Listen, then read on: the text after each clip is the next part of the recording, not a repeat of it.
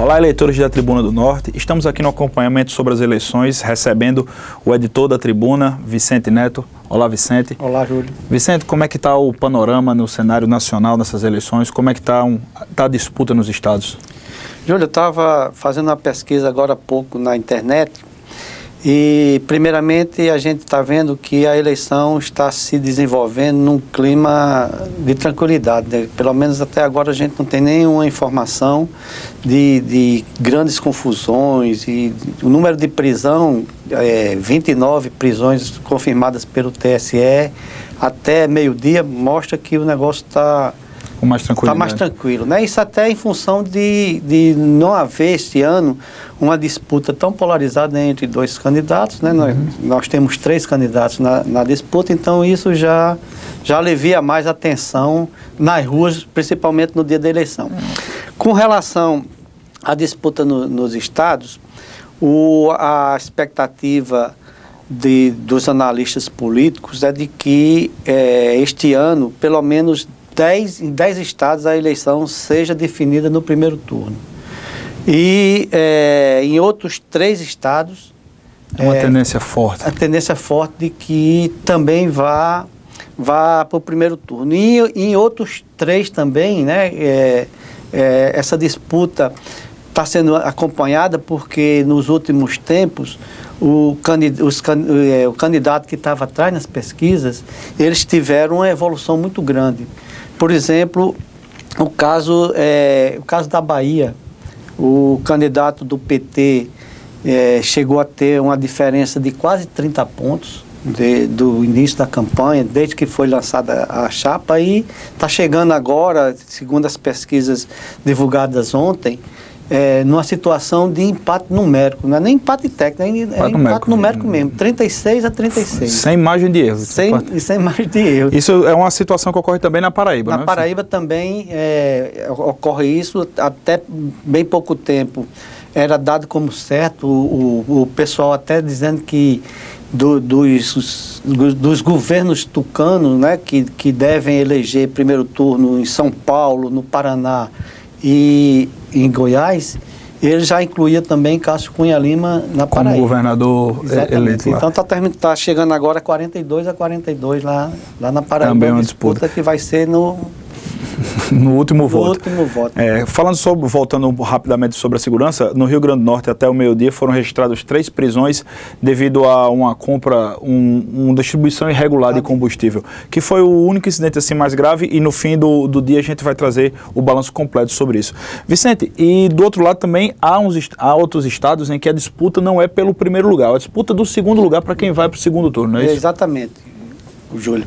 Nós temos nessa situação o Distrito Federal, e chega numa situação de que o governador Agnello disputa o segundo com uma diferença de 21 a 20. O candidato de Marina lá está disparado na frente, com mais de 40% dos votos, e a disputa no segundo lugar com o governador e o outro candidato. No Rio Grande do Sul, o governador Tássio reagiu no final da campanha, chega nessa reta final numa situação já bem fora da margem de erro, e a disputa pelo segundo lugar com 3 candidatos, inclusive a Ana Amélia, que começou disparada lá na frente, lá no Rio Grande do Sul. Né? Tássio Genro, para quem não sabe, é o pai da candidata a presidente Luciana Genro, sendo que ele é do PT, enquanto ela é do PSOL.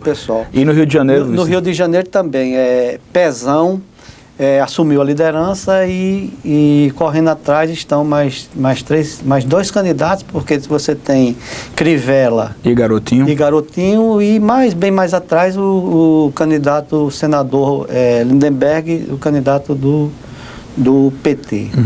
Isso você vê que a apuração vai ser até o último voto, e a eleição tende a se estender um pouco mais, o período de eleição, que seria até as 5 horas da tarde, tende a se estender um pouco mais devido ao problema da biometria. A biometria, que é um fator novo na segurança nas eleições do Brasil, mas que está trazendo muitos problemas, não é, Vicente, com relação à morosidade na votação. Exatamente, Júlio. Eu estava olhando ali nas redes sociais, o pessoal reclamando que eles consideram um excesso de burocracia. Apesar da gente entender que isso é um instrumento de segurança.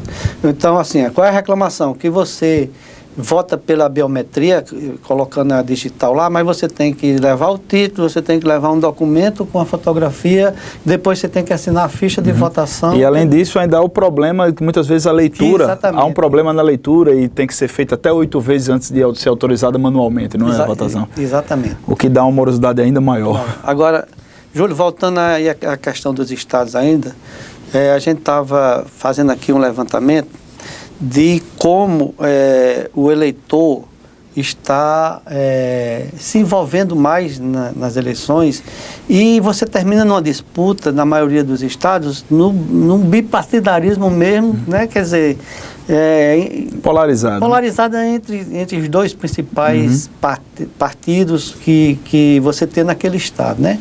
Nos é PT e PSDB, nos outros é PMDB e PSDB.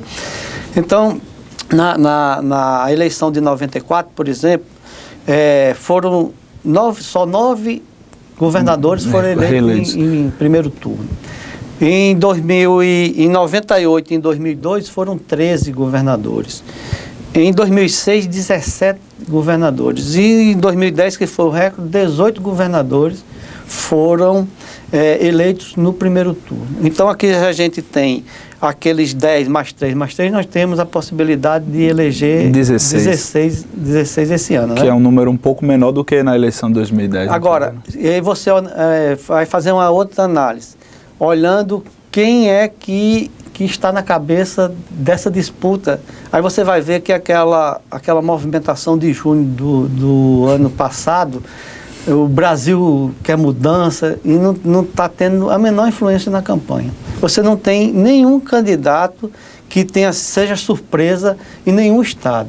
Nós temos, por exemplo, em Alagoas, o filho de Renan Calheiros, que deve ganhar com uma diferença grande no primeiro turno.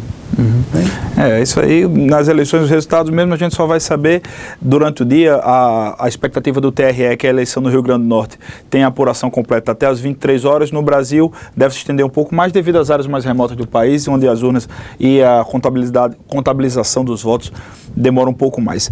Obrigado, Vicente, pelas informações. E a você, internauta, continue ligado conosco no tribunadonorte.com.br e também através da Rádio Globo Natal, que tem a programação completa durante toda a apuração, diretamente do TRE, das zonas eleitorais, tudo bem completinho para você não ficar por fora de nada dessa eleição. Um abraço.